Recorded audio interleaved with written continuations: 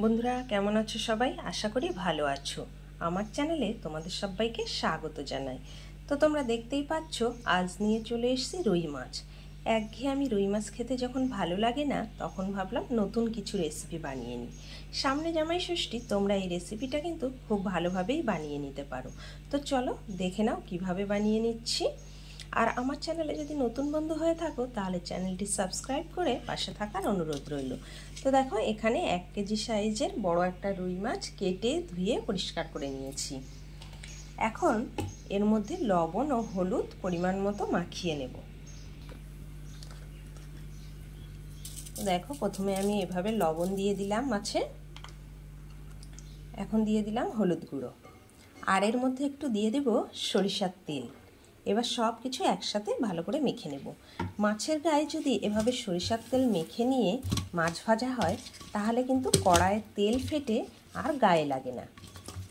সে যে কোনো মাছেই তোমরা এভাবে লাগিয়ে দেখতে পারো। তো দেখো এবার গ্যাসে আমি একটা কড়াই বসিয়ে দিয়েছি। কড়াইটা গরম হলে সরিষার তেল দিয়ে দেব। তেলটা গরম হওয়ার জন্য একটু অপেক্ষা করতে হবে। তেল ভালো করে গরম না হলে মাছ কিন্তু ভেঙে যায়, সেই জন্য তেলটা গরম হওয়ার জন্য অপেক্ষা করব। তো দেখো কড়াইয়ের তেলটা কিন্তু গরম হয়ে গেছে। এখন একে একে মাছগুলো দিয়ে আমি ভেজে নেব।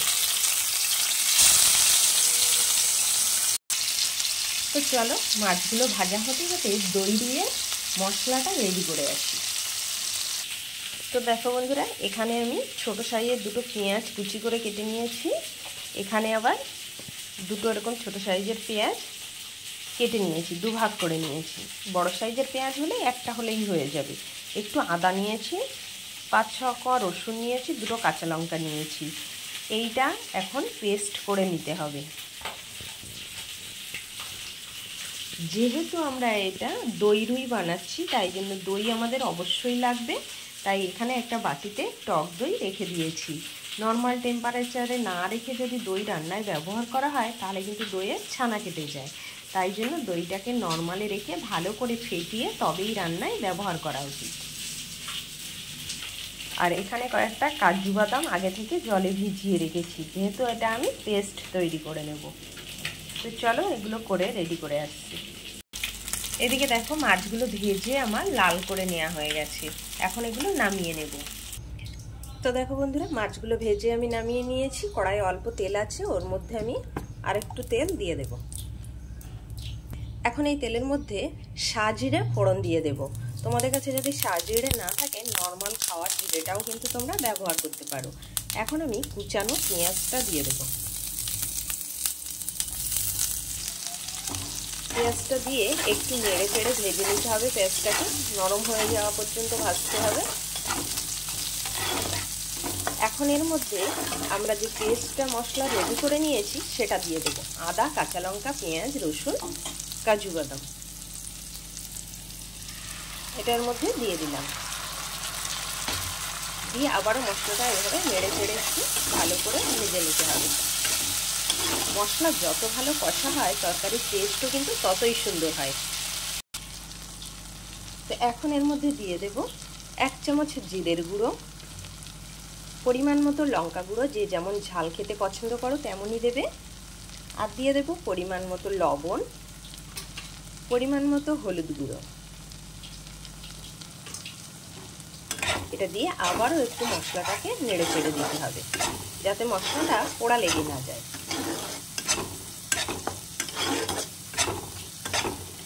এখন সুন্দর কালার ও টেস্টের জন্য এর মধ্যে দিয়ে দেব সামান্য একটু চিনি।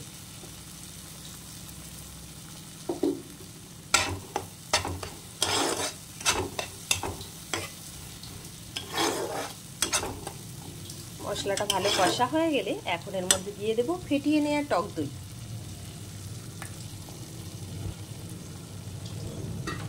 টক দইটা দিয়ে ভালো করে এর সাথে নেড়ে মিশিয়ে নিতে হবে। মশলা থেকে যত সময় তেল না ছাড়ছে তত সময় কিন্তু আমরা মশলাটাকে কষাবো। দেখো মশলা থেকে তেল ছাড়তে শুরু করেছে। এখন আমরা এই রান্নাটাতে গরম জল ব্যবহার করব।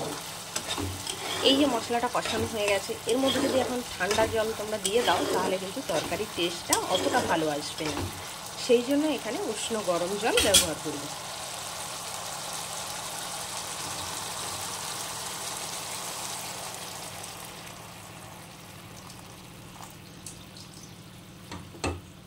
পরিমাণ মতো জলটাও দিয়ে দিলাম। পরিমাণ মতো এই জন্য বলছি, আমি হয়তো 5 পিস মাছ রান্না করছি, তোমরা 10 পিস মাছ রান্না করবে, তখন আমি যদি বলি তোমরা 1 চামচ লবণ দাও, 1 চামচ হলুদ দাও, তাহলে তো ঠিক হবে না। সেই জন্য এটা পরিমাণ বুঝেই দিতে হয়। তো এখন গ্রেভিটা ফুটে ওঠার জন্য অপেক্ষা করব, একটু ভালো করে ফুটে উঠুক। তো তোমরাই দেখো ঝোলটা বা গ্রেভিটা সুন্দর ফুটে উঠেছে। এখন ভেজে রাখা মাছগুলো একে একে দিয়ে দেব, দিয়ে 2 মিনিট রান্না করে নেব।